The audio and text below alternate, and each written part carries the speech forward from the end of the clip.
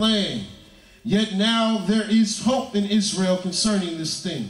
Now therefore let us make a covenant with our Elohim to put away all the wise and such that are born of them according to the counsel of my Elohim, and of those that tremble at the commandments of Elohim, and let it be done according to the law. Hello? Now in this you had men that were taking wives, because all our women had better enough sense not to get husbands, because they didn't want their children to be bastards. And they knew that they supposed to be married to a Hebrew man. But then the men knew that whoever they married, the children would be Hebrew Israelites. And so they began to take the other women. So it was the men that was taking other women, not the women taking the men, because the women had much more sense than to try to cut her heritage off by marrying a man that is not an Israelite. So they all knew the folly of that. None of them wanted their offsprings cut off. So they didn't even think about it. But it was the men that were doing and committing this straight trespass. But notice what they agreed to do. Keep reading. Verse 4. Arise, for this matter belongeth unto thee. We also will be with thee. Be of good courage and do it. Then arose Ezra and made the chief priests, the Levites, and all Israel to swear that they should do according to this word. And they swear. Then Ezra rose up from before the house of Elohim and went into the chamber of Yohanan, the son of Eliashib. And when he came thither, he did eat no bread nor drink water, for he mourned because of the transgression of them that had been carried away. And they made proclamations throughout Yehudah and Jerusalem unto all of the captivity, that means all the people that came from Babylon, that they should gather themselves together unto Jerusalem.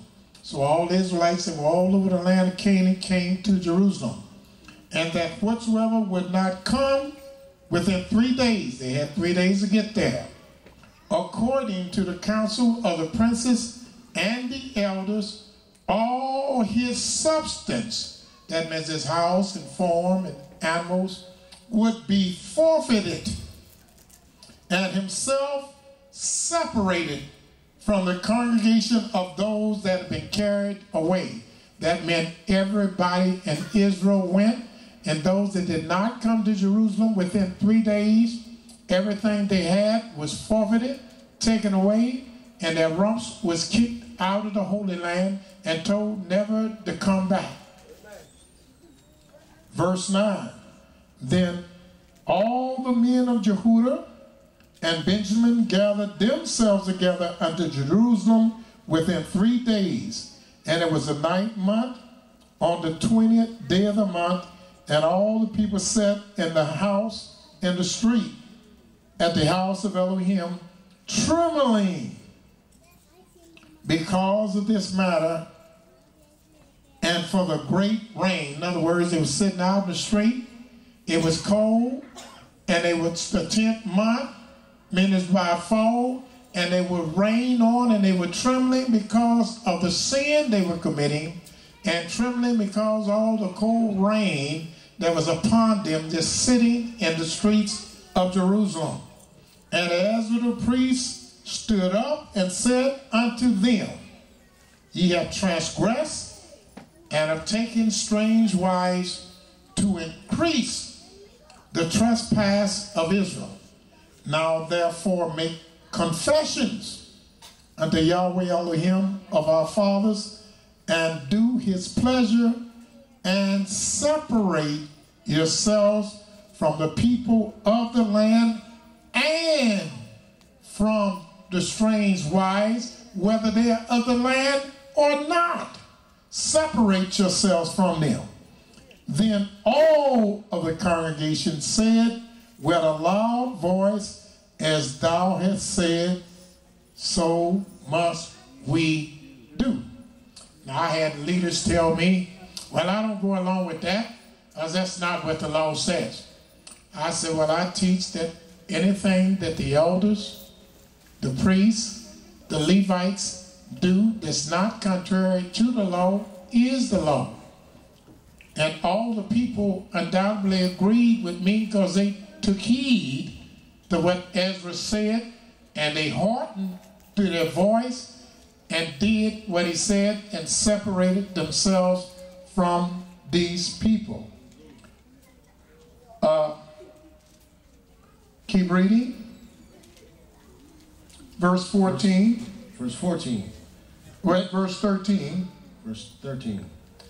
But the people are many, and it is a time of much rain, and we are not able to stand without. Neither is this a work of one day or two, for we are many that have transgressed in this thing.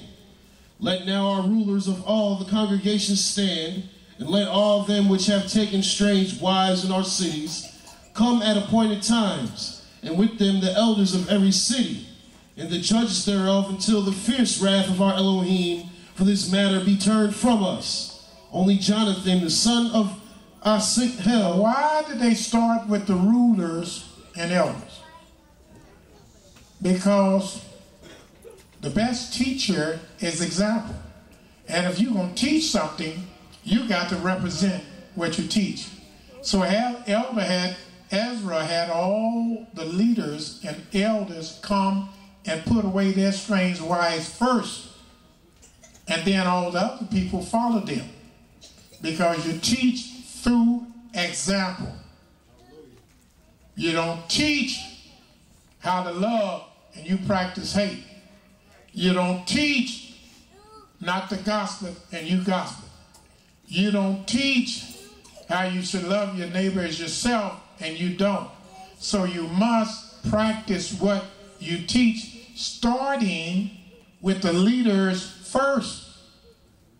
So I'm very, very much concerned about what the leaders do and teach, because the people are watching them.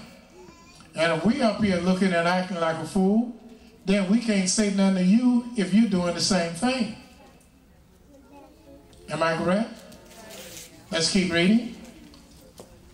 But anyway, they put away all these strange wives. For the point of time, go through the book of Nehemiah real quick. Let's see what Nehemiah said about the matter.